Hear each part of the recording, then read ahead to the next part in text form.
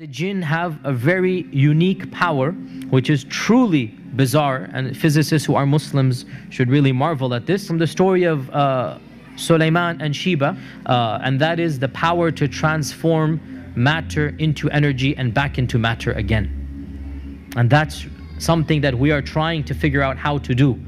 E equals mc squared. Energy and matter are related, we know this. And the jinn have the power to do this. How do we know this? The throne of Bilqis, or the queen of Sheba, the throne that from Yemen to Jerusalem. قال عفريت من الجن.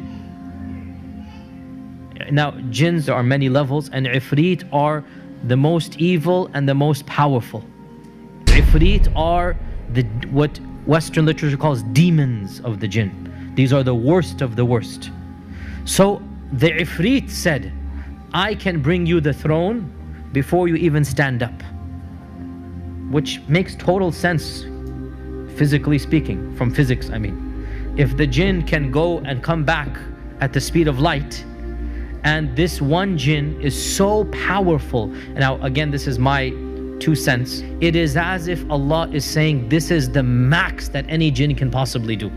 Because Sulaiman had control over all the jinns.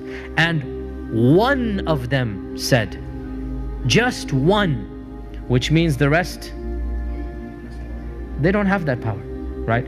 So we need to put things into perspective, that the jinns are not all of them so powerful. One only said that he can do this. That was the strongest and the best.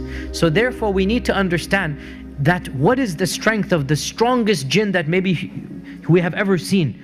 He can pick up the throne of Sheba. Okay, in these days a crane can do that. I'm just saying, right? It's not as if the jinn can pick a star up or the moon. It's a physical strength that we can understand. And what was supernatural for us was what? Is that to transport it. And it is well known that this throne is going to be inside the palace, that if he were to take the throne, it would not be flying in the air. People are not going to see it flying. Rather, it would disappear there and appear in front of Sulaiman, which means what? E equals mc squared here, right? Einstein was probably right in this regard. And this is what we believe, if we believe in the story, that it is possible somehow the jinn have the power to take matter, transform it to energy, take it all the way back and then reproduce it, right? And by the way, this is something that is well known, mutawatir, from the stories and whatnot, that it is possible for a magician to just produce an item that was lost, literally, and he goes, here it is, right? So what are some of the physical characteristics of the jinn? What are the jinn made of? What type of fire? Smokeless fire. So if they're a type of energy, how fast can they go? Quite literally, the speed of light. Quite literally, they travel at the speed of light, right?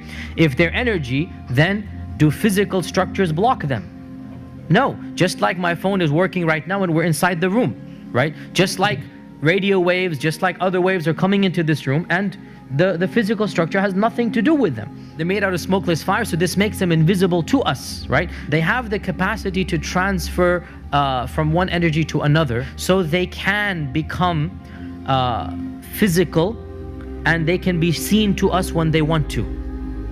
So how do they do that? In our modern vernacular, they'll simply shift into the color spectrum of light waves. What is the only energy that we can see, I should say? It's a very small window, the colors of the spectrum, right? So the jinn have the capacity to just move their energy into that level, if you like, and they can then appear to us. They have the capacity to project their voice so that we can hear the energy of the sound, but it's all energy. So they are invisible, and Allah says in the Quran, إِنَّهُ يَرَاكُمْ هُوَ وَقَبِيلُهُ مِنْ حَيْثُ لَا تَرَوْنَهُمْ. Iblis and his tribe can see you from places you cannot see them. So in this regard, they have the upper hand. They can see you and you cannot see them. They can make their presence known to you. You don't have any clue where they are or not.